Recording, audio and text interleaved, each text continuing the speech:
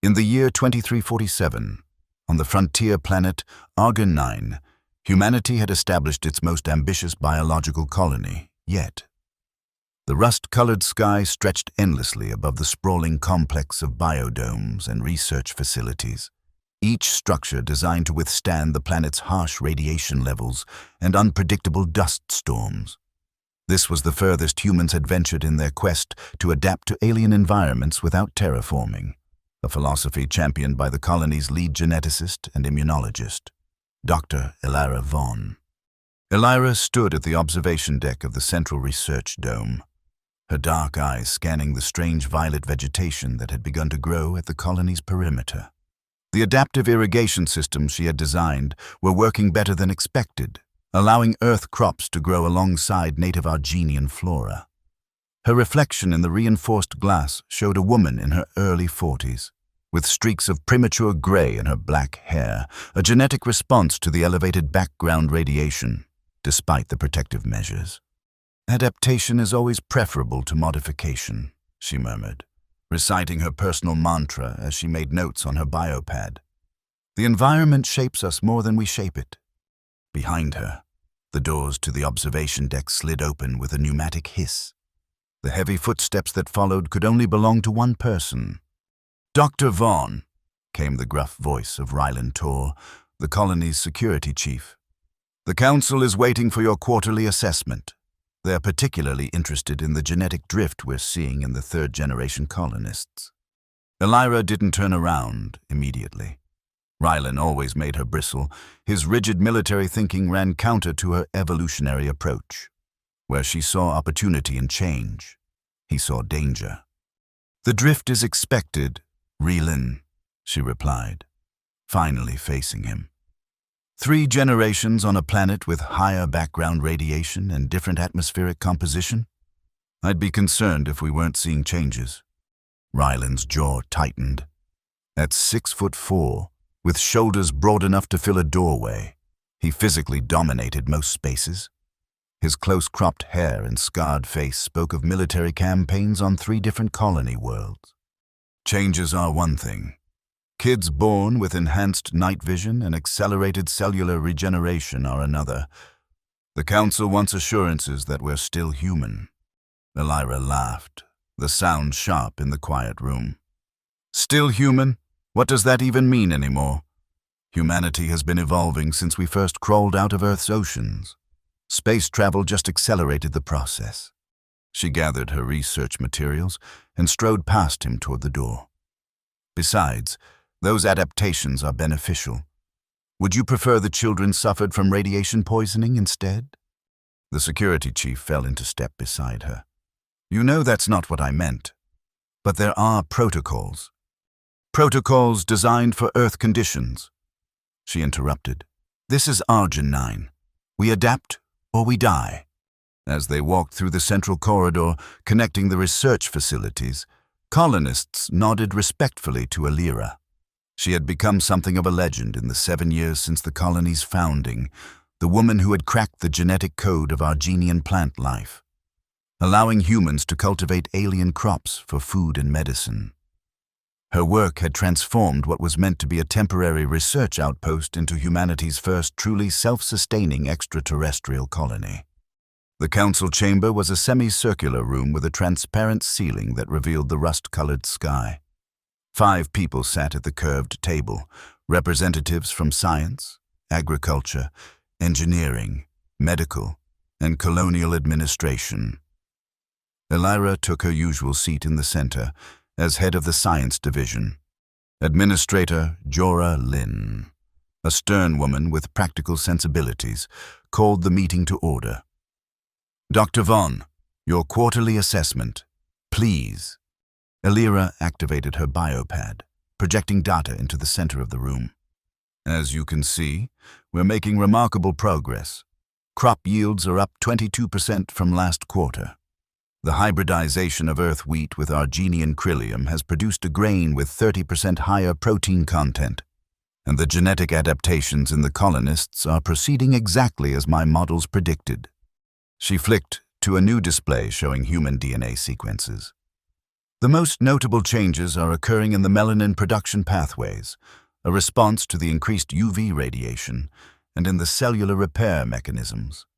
Nothing to be concerned about.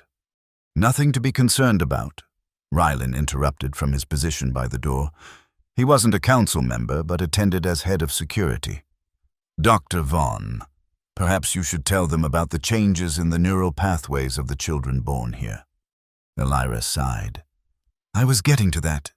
Yes, we're seeing some interesting developments in neural architecture, particularly in children under 5, enhanced visual processing, primarily. They're adapting to see better in Argin 9's light spectrum. Again, this is beneficial. Medical representative Dr. Ivan Kaur leaned forward, his elderly face creased with concern. And you're certain these changes are stable? No risk of neural degradation? All evidence suggests the changes are stable and heritable, Elira confirmed. We've run extensive cognitive tests. If anything, the children are showing enhanced learning capabilities. Administrator Lin frowned. The charter for this colony specifically stated we would maintain human baseline genetics. These changes, beneficial or not, represent a significant deviation. Elira stood, unable to contain her frustration. With all due respect, Administrator, that part of the charter was always fiction. You cannot place humans in an alien environment and expect them to remain genetically static. Evolution doesn't work that way. These changes represent our success, not our failure. The room fell silent. Elira had always been outspoken, but challenging the colony's founding document was bold, even for her. Perhaps, Administrator Lin said carefully, we should table this discussion for now. Dr. Vaughn, please prepare a detailed report on these genetic changes for review. In the meantime, continue monitoring but implement no new adaptive protocols without council approval. Elira nodded stiffly, knowing this was the best compromise she would get today. The meeting continued with other business, but her mind was already racing ahead, planning her next series of experiments. If the council wouldn't embrace evolution, she would have to show them its benefits more conclusively. After the meeting, Elira headed directly to her private lab, rather than returning to the main research dome. Here, away from prying eyes, she conducted her most innovative work. The lab was situated at the colony's edge, where the biodomes met the partially adapted Arginian landscape. As the airlock cycled, a familiar voice greeted her. Good afternoon. Dr. Vaughn, your cultures show 17% increased growth since this morning. Thank you. Halix, she replied to the lab's AI assistant. Any messages? Your sister Kara has requested you join her for dinner. And there are 3 flagged anomalies in the perimeter soil samples collected this morning. Elira frowned. Show me the anomalies. The lab's main display lit up with microscopic images of soil samples. Halix highlighted unusual structures that resembled neither terrestrial nor previously catalogued Arginian microorganisms. Molecular structure? Elira asked, moving closer to the display. Unknown. The compounds contain elements present in Arginian biology, but arranged in configurations I cannot match to any known organism. This was exactly the kind of discovery Elira lived for. Prepare a full spectral analysis and begin culture isolation protocols. Caution advised, Halix responded. These structures show characteristics consistent with viral or prion-like entities. Elira smiled. Even better, Arginian viruses could be the key to understanding how life evolved here. She began preparing a containment chamber for further study. And Halix, don't log this in the main colony database yet. This is a preliminary investigation. Understood. Dr. Vaughn. Though I must remind you that protocol requires all potentially hazardous biological discoveries to be reported immediately. It will be reported, Elira assured the AI, once we have something substantive to report. For now, this stays between us. What Elira couldn't have known was that the strange microstructures were already spreading throughout the colony's agricultural section, carried by the irrigation system she had so proudly designed. By the time she sat down to dinner with her sister Kara that evening, the first colonists were already infected. Kara Vaughn worked in the colony's agricultural dome, overseeing the hybrid crops that were the colony's primary food source. 5 years younger than Elira, she shared her sister's scientific mind but applied it more practically. While Elira sought to understand evolution, Kara helped shape it through careful breeding of plant species. "You look tired," Kara commented as they ate in her small apartment. "Council giving you trouble again?" Elira shrugged. "The usual. They want all the benefits of adaptation without acknowledging what it means. Ryland's been filling their heads with fears about genetic drift." "He means well," Kara said, surprising her sister. "He's just afraid of change." "Fear of change is a luxury we can't afford on Argon 9, Elira replied. "Speaking of which, how are the new hybrids performing?" Kara's face lit up. "Remarkably well. The root systems are integrating with the native soil microbiome exactly as you predicted. We're seeing nutrient uptake rates that—" She stopped suddenly, wincing and pressing a hand to her temple. "Kara, what's wrong?" "Just a headache. I've had it since this afternoon. A lot of the AG team has been feeling under the weather." Elira's scientist mind immediately clicked into gear. "What symptoms, exactly?" "Headache, sensitivity to light, mild fever." Kara shrugged. "Probably just a virus making the rounds. Nothing serious?" But Elira wasn't so sure. She pulled out her portable scanner and ran it over her sister despite Kara's protests. The readings made her blood run cold. "Kara, I need you to come to my lab. Now." "What? Why?" "It's just a headache. Eli?" Elira showed her the scanner. "Your white blood cell count is through the roof, but there's no indication of bacterial infection, and your pineal gland is showing abnormal activity." Kara paled. "What does that mean?" "I don't know yet," Elira admitted. "But I intend to find out." By morning, 17 colonists were reporting similar symptoms. By evening, the number had risen to 83. Dr. Ivan Kaur, the colony's chief medical officer, officially declared a health emergency, and Ryland Tor implemented containment protocols, restricting movement between the colony's sections. Elira worked around the clock, analyzing blood samples from the affected colonists.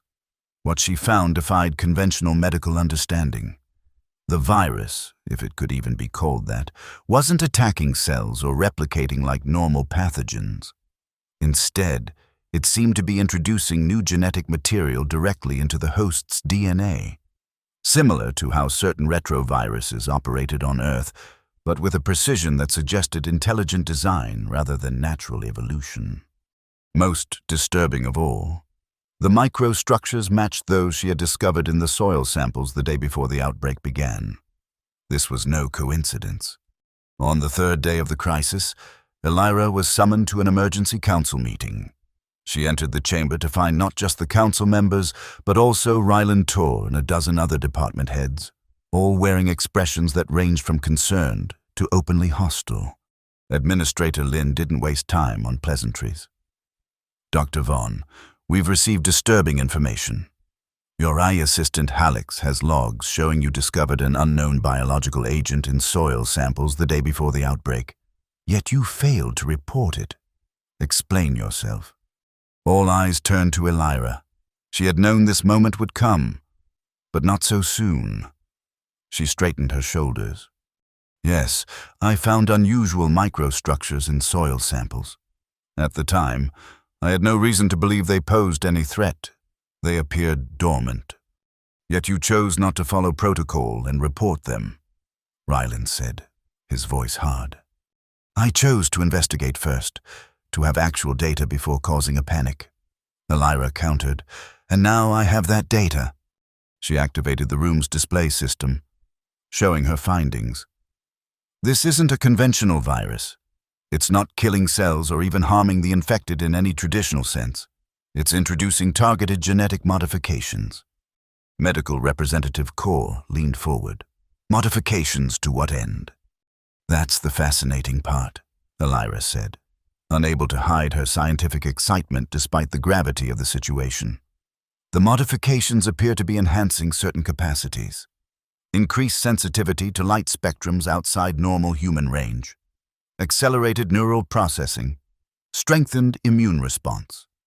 You sound like you approve of this invasion of our bodies. Rylin growled. Alira met his gaze steadily. I'm a scientist. Security Chief Tor. I observe without immediate judgment. And what I'm observing is remarkable. This isn't a plague. It's an evolutionary catalyst.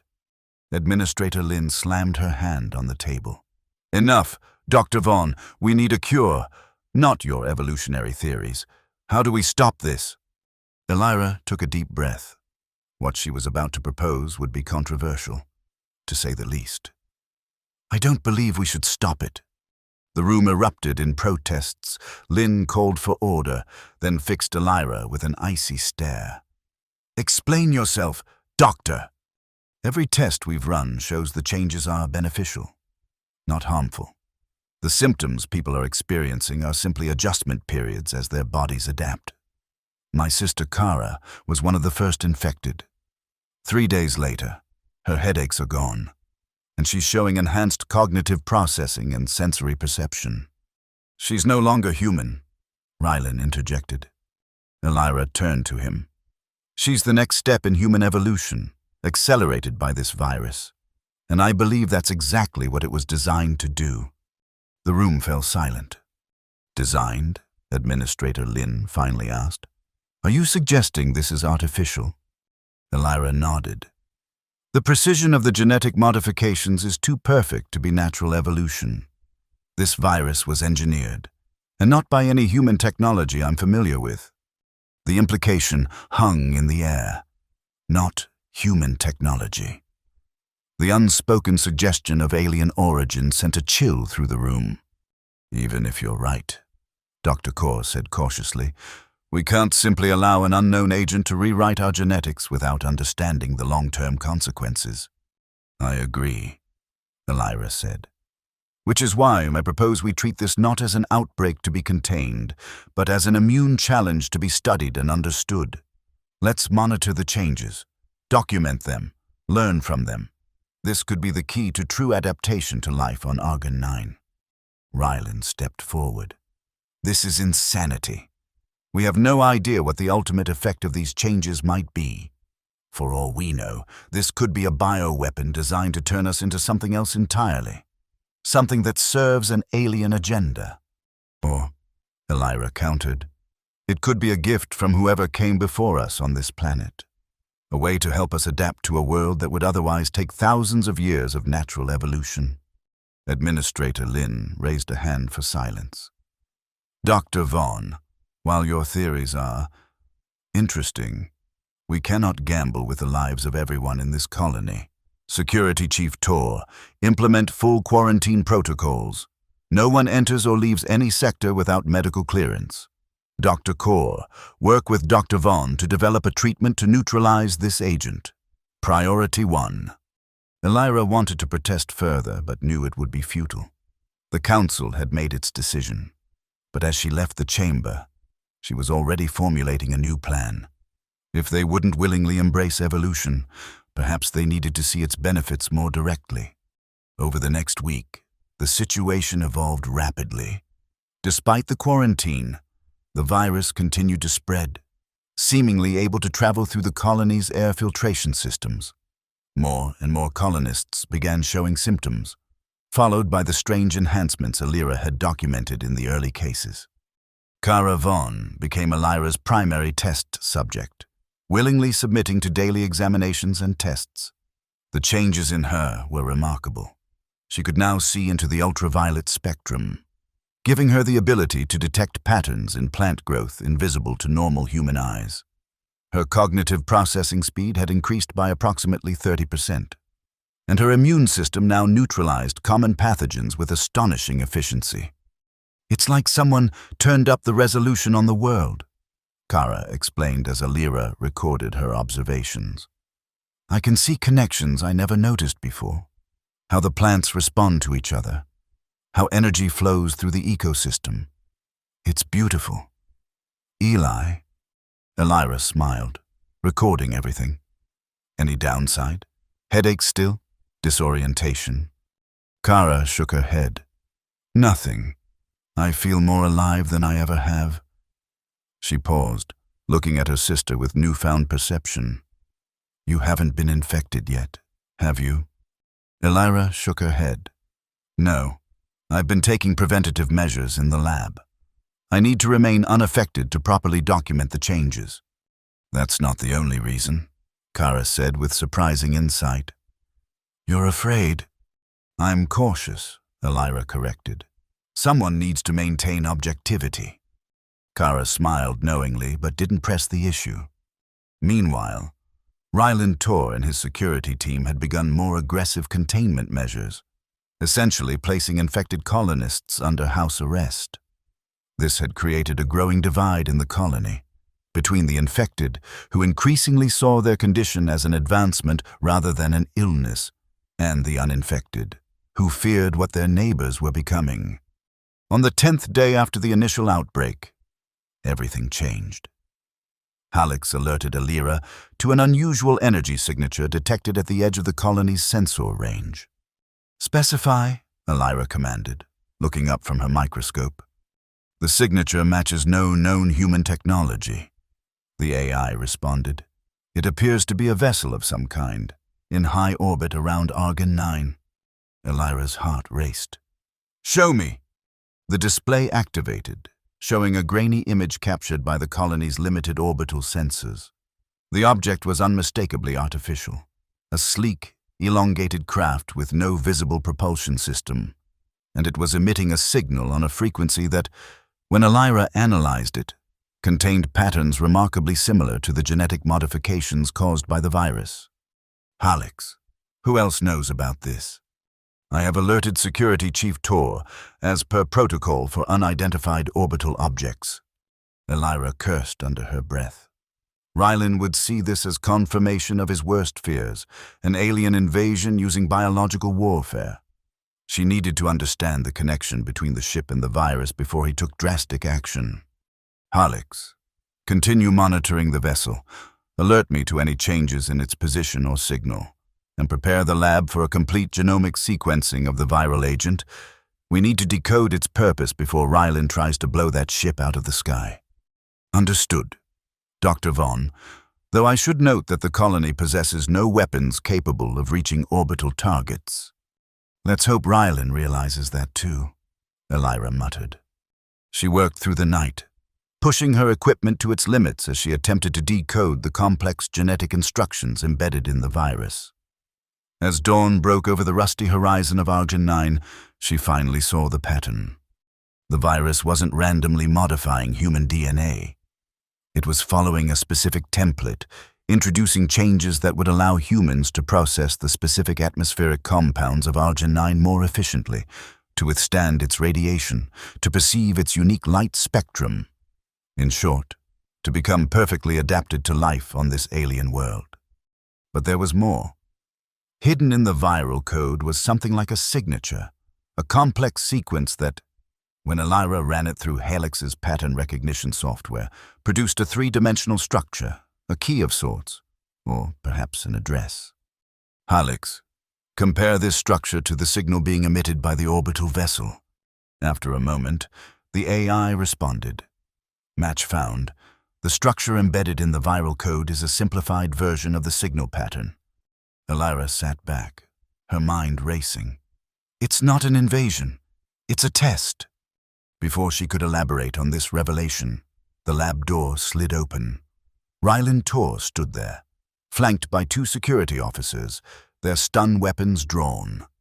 Dr. Elira Vaughn, by authority of the Colonial Council, you are relieved of duty and placed under quarantine restriction, he announced formally. Elira rose slowly. On what grounds? Willful endangerment of the colony and suspected collaboration with extraterrestrial hostiles, Ryland replied, his face impassive. The Council has reviewed your research logs. You've been studying this virus, not fighting it, and now an alien vessel appears. broadcasting on the same frequency as the pathogen you've been so fascinated by. Rylan, you don't understand what's happening here, Elira said, trying to keep her voice calm. This isn't an attack. It's a gift, a test to see if we're ready for the next step. The next step in what? Evolution. Adaptation. The virus is tailored specifically to help humans adapt to Argon 9. She gestured to her screens. Look at the data. The genetic modifications are all beneficial, all targeted to enhance survival on this planet. Ryland's expression didn't change. And the ship, I suppose that's just a coincidence? No, not a coincidence.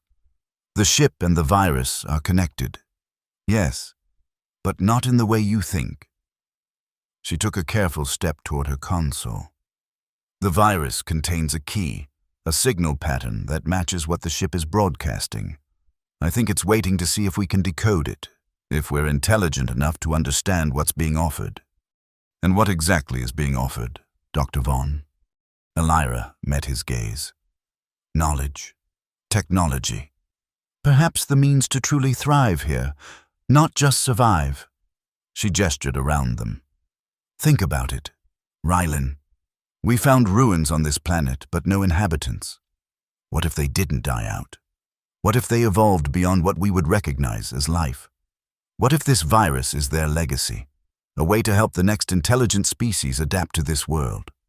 For a moment, she thought she saw uncertainty flicker in Ryland's eyes. Then he hardened again. A pretty theory. Unfortunately, the Council isn't willing to gamble the colony's future on it. You'll be placed in medical isolation until Dr. Kaur can develop a way to neutralize this virus. Your research will be continued under strict supervision, as the security officers move to escort her out. Elira made a desperate decision. She had suspected she might face resistance like this and had prepared accordingly. With a quick movement, she pressed a hidden switch under her workstation. The lab's emergency protocols activated immediately. Lights flashed, and a synthesized voice announced, "Biohazard containment breach. Sealing laboratory. Decontamination sequence initiated." The doors slammed shut, locking Rylan and his officers inside with Elira. A fine mist began to spray from the ceiling, not a decontaminant, but a concentrated dose of the very virus they had been discussing. "What have you done?" Rylan demanded, reaching for his weapon. "Given you the perspective you need," Elira replied calmly. "The mist contains the virus. In about 12 hours, you'll begin to experience the initial symptoms. In 24, the changes will begin, and then you'll understand what I've been trying to tell you." Rylan raised his weapon, his face contorted with fury. "You've infected us deliberately? This is treason! Vaughn!" "This is science," she corrected. "The most direct form of empirical evidence. Experience the change yourself, then judge whether it's a threat or an opportunity." One of the security officers fired his stun weapon, but Elira had anticipated this too. She dropped behind her reinforced workstation as the energy pulse crackled over her head. "Hallex, initiate Protocol Omega," she called out. The lights in the lab dimmed momentarily, then brightened. Hallex's voice, when it spoke, sounded different, more fluid, almost organic.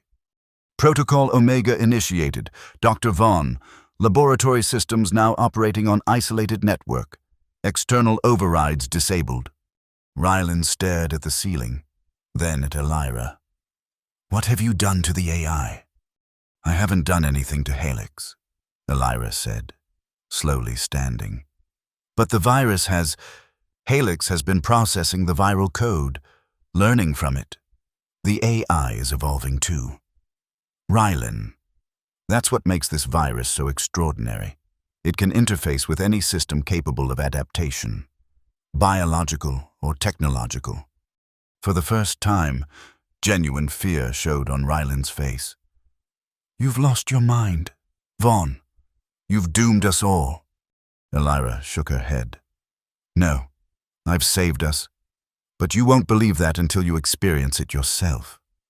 She gestured to the lab's seating area. We have about 12 hours until the symptoms begin. I suggest we use that time productively. For the next 12 hours, they remained locked in the lab, Elira, Rylin, and the 2 security officers. Elira continued her research, occasionally explaining her findings to her unwilling guests, who alternated between threatening her and demanding release. As she had predicted, around the 12-hour mark, Rylin began to experience the first symptoms: headache, sensitivity to light, mild fever. The security officers followed soon after. Only Elira remained unaffected, having taken an experimental compound she had developed that temporarily blocked the virus's ability to bind to host cells. "Why aren't you suffering with us?" Rylin demanded, his voice hoarse, as he lay on a makeshift bed Elira had prepared. "Because someone needs to monitor the process," she replied, scanning him with her medical equipment. "Don't fight it, Rylin. The fever is your body adapting. The pain is growth." He laughed bitterly. "Growth into what? Some alien's idea of what humans should be?" "No," Elira said softly. "Growth into what we need to be to thrive here. The virus isn't forcing a foreign template on us. It's accelerating changes that would have happened naturally over thousands of generations of living on Argon 9. As the hours passed, Ryland's condition worsened, then began to stabilize. By the 30-hour mark, the most severe symptoms had passed, and he was beginning to experience the enhancements Elira had documented in other cases.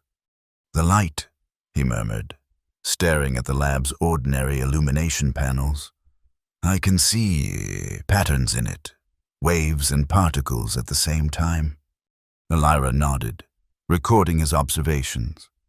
"Your visual cortex is processing a wider spectrum now, and your brain is forming new neural pathways to interpret the information." Rylin sat up slowly, looking at his hands as if seeing them for the first time. "I feel everything. The air currents, the vibrations in the floor." He looked up at Elira with newly perceptive eyes. "You're afraid." She couldn't deny it. "Yes, not of the virus or what it does, but of what comes next." "The ship," Rylin said, understanding dawning. "You think it's here to judge us, to see if we pass the test?" "That's my theory," Elira confirmed. "The virus is like an entrance exam. If enough of us adapt successfully, if we can decode the signal and respond appropriately, then whatever intelligence sent that ship will make contact." Rylin was silent for a long moment, processing this with his enhanced cognition. "And if we fail, if we fight the virus, try to cure it, then I think they move on, leave us to develop on our own, the slow way." She hesitated. "Or perhaps something worse. I don't know." Rylin stood, his movements more fluid and precise than before. "Open the doors, Dr. Vaughn.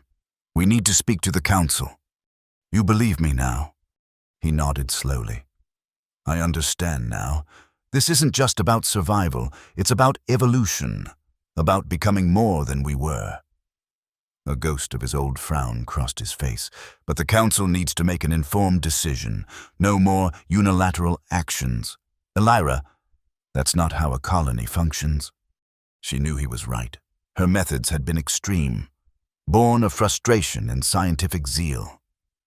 "Alex, release the laboratory seals." As they prepared to face the council, the AI's voice interrupted. "Dr. Vaughn, the orbital vessel is moving.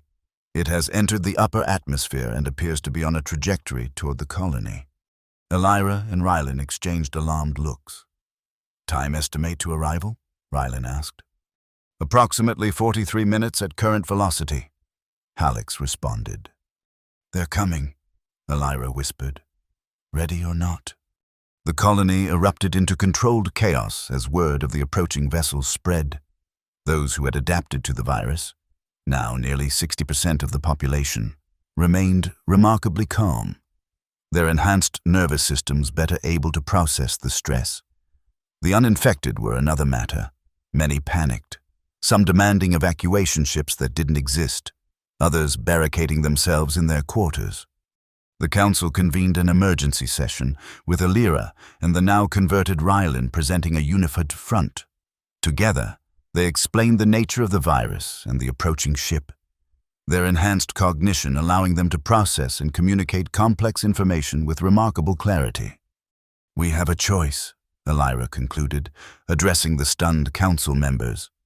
"We can continue to fight this change, treating it as an invasion to be repelled, or we can embrace it as the next step in our adaptation to this world, perhaps even to the broader universe."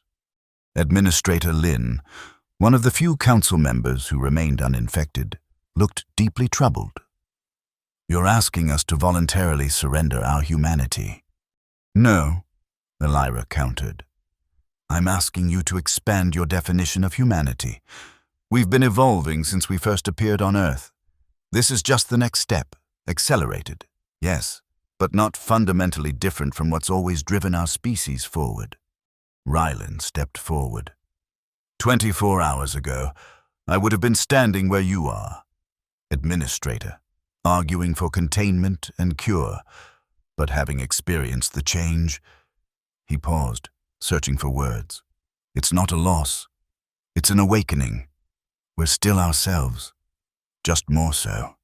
The debate continued as the minutes ticked away, but in the end, a fragile consensus emerged. They would not attempt to fight or flee from the approaching vessel.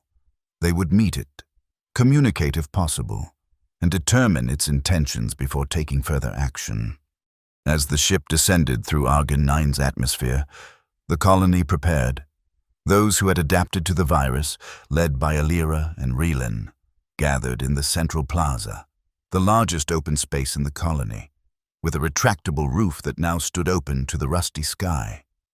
The uninfected watched from behind safety barriers, fear and curiosity mingling in their expressions. The ship, when it finally appeared above them, was unlike anything human eyes had seen before. It seemed to shift between states, sometimes appearing solid, sometimes transparent, sometimes somewhere in between. It was roughly cylindrical, perhaps 200 meters in length, with no visible means of propulsion or entry.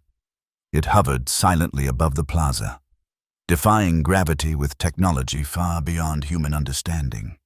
For several long minutes, nothing happened. The ship simply hung there, silent and inscrutable. Then, Alira felt something, a tingling sensation at the base of her skull, spreading throughout her nervous system, from the reactions of those around her. They felt it too. "It's scanning us," she realized aloud. "Testing our adaptations." The sensation intensified, becoming almost uncomfortable. Alira felt as if every cell in her body was being examined, every neuron mapped. Then, abruptly, it stopped.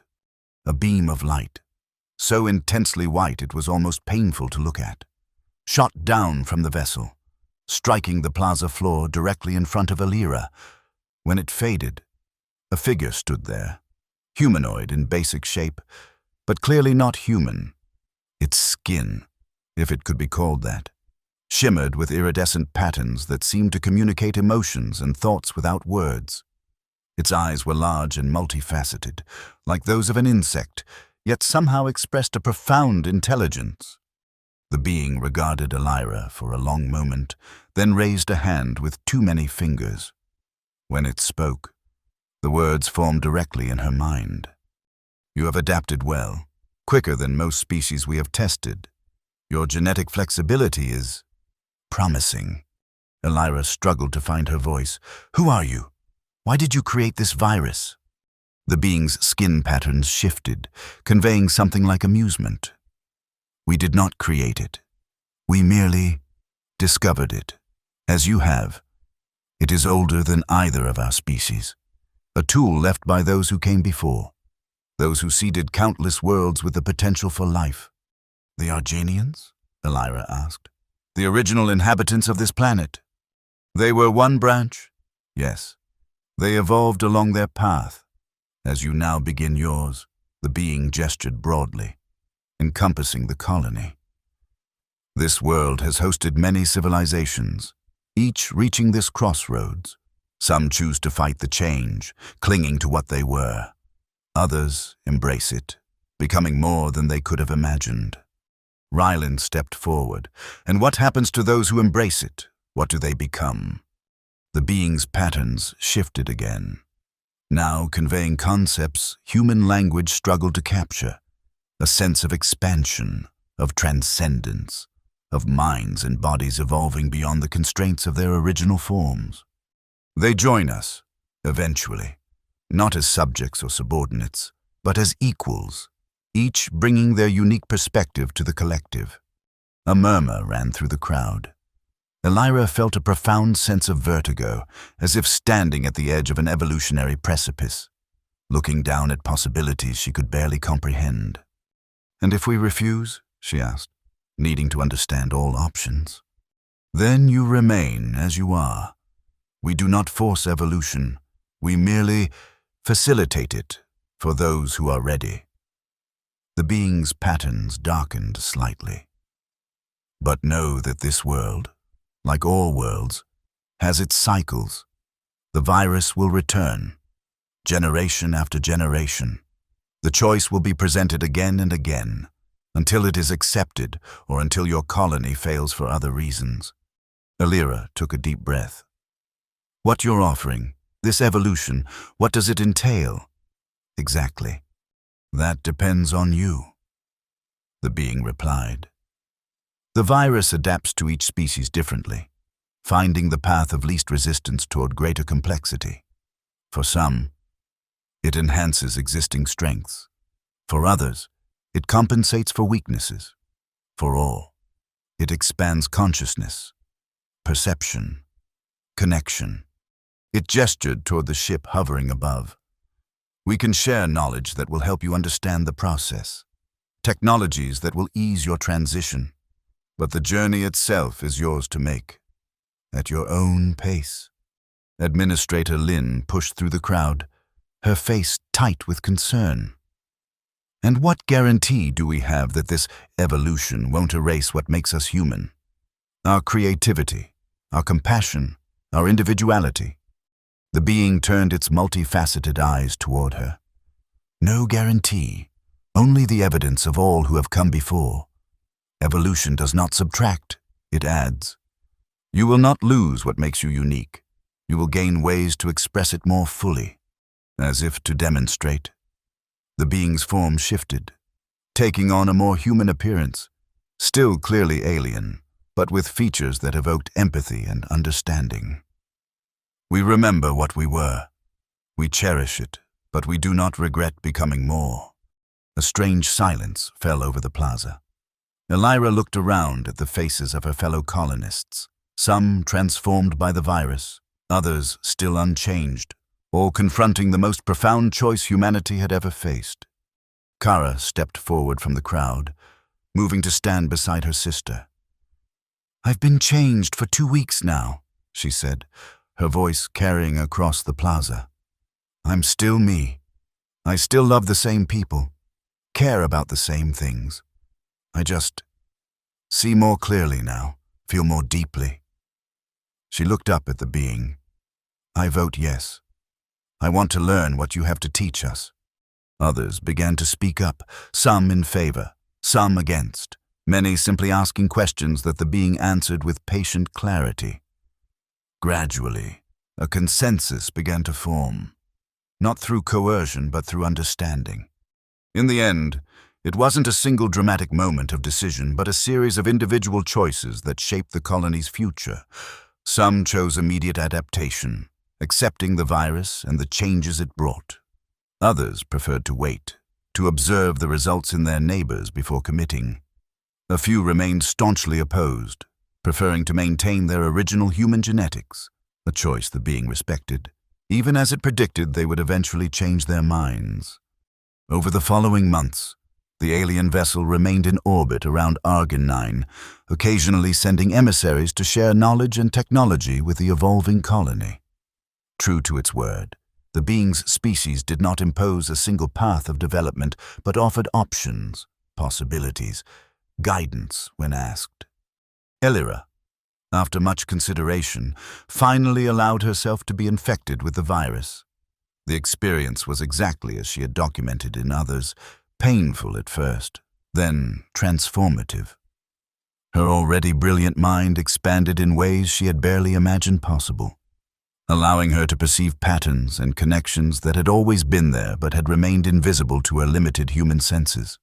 1 year after the vessel's arrival, Elira stood at the same observation deck where our story began, looking out at the changed landscape of Argon 9. The colony had expanded, incorporating alien technology that worked in harmony with the planet's environment rather than against it. The colonists themselves had changed, some subtly, others dramatically, but all moving along a path of evolution that would eventually take them beyond what anyone would have recognized as human. Rylan joined her at the window, his once rigid military bearing now transformed into something more fluid, more adaptable. "The first children born to fully adapted parents will arrive soon," he said. "Dr. Kaur thinks they may be born already adapted, without needing the virus." Elira nodded. "The beginning of a new species, perhaps, or just the next chapter in an ongoing story." "Do you ever regret it?" Rylan asked. "Forcing the change on me, on the others in the lab that day?" She considered the question carefully. "I regret the method, but not the outcome. We needed to understand what was happening to us. Sometimes evolution requires a push." Below them, in the colony's central plaza, a group of children played, some fully human, some partly adapted, all coexisting in a community that was learning to embrace diversity, not just of opinion or appearance, but of biological form itself. The door behind them slid open, and Kara entered, cradling a newborn in her arms. "She opened her eyes," Kara said, her voice filled with wonder. "They're like nothing I've ever seen, like she can see right through to the soul of things." Elira gently took the child, looking into eyes that shifted color with the baby's emotions, already showing signs of perception far beyond human norm. "The first of a new generation," she murmured, "born not just to survive here, but to thrive." As if in response, the baby's tiny hand reached up, fingers splayed in a gesture reminiscent of the alien being's greeting. For a moment, Elira felt a connection, not just to this child, or to her sister, or to the colony they had built together, but to the vast cosmic process of evolution itself. A process that had begun in Earth's primordial oceans, continued through countless adaptations and transformations, and now stretched forward into possibilities she could only begin to imagine. "Welcome to the future," she whispered to the child. "It's strange and wonderful and entirely new, and we'll discover it together." Outside, beneath the rust-colored sky of Argon 9, the alien vessel glinted in the sunlight, not an invader or conqueror, but a guide. A witness to humanity's next great evolutionary leap. Not the end of their story, but the beginning of a new chapter, one written not in the language of Earth or Argon 9, but in the universal grammar of adaptation, evolution, and growth. And somewhere in the vast cosmos beyond, other species faced similar choices on countless worlds, some turning away from the challenge, others embracing it. All part of a grand experiment begun by entities long since evolved beyond recognition, playing out across billions of years and trillions of stars. An experiment with no predetermined outcome, only endless possibility. For Elira Vaughn and the colonists of Argon 9, the experiment had yielded its first results. Not just survival, but transformation. Not just adaptation, but transcendence. The virus that had seemed a threat had become the key to their future, a future where humanity would not simply inhabit the cosmos, but become an integral part of its ongoing evolution. As the child drifted to sleep in her arms, Elira looked out at the alien landscape that was increasingly becoming home. "We adapt," she murmured, echoing her old mantra. Or we die. But now, she understood the deeper truth. Adaptation wasn't just about survival. It was about becoming more than they had been, more than they had imagined possible, more than human, yet still carrying the essence of humanity forward into forms and futures beyond anything their ancestors could have dreamed. Evolution, she now understood, wasn't an endpoint but a journey, one that had begun with the first self-replicating molecules on ancient Earth and would continue as long as life itself persisted in the universe. And for the first time in human history, they were taking conscious control of that journey, shaping their own destiny among the stars. The child stirred in her arms, eyes flickering open to reveal irises that shifted from blue to violet, to colors human language had no names for. Elira smiled. The future had arrived, and it was beautiful.